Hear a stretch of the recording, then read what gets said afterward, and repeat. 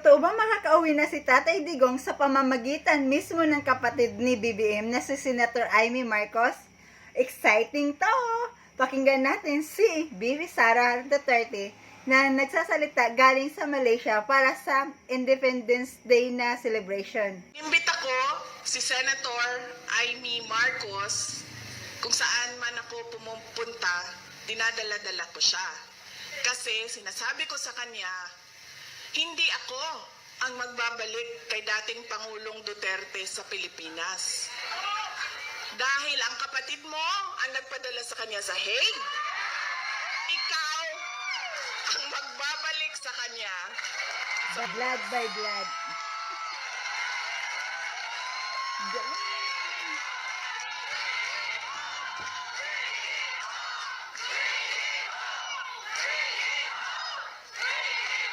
Diba? Ako ba di naghatod sa iyahan dito? Diliman? Diba? O, di iyahang igsuon man, di ikaw ang magbalik ana dito sa mga sa Davao.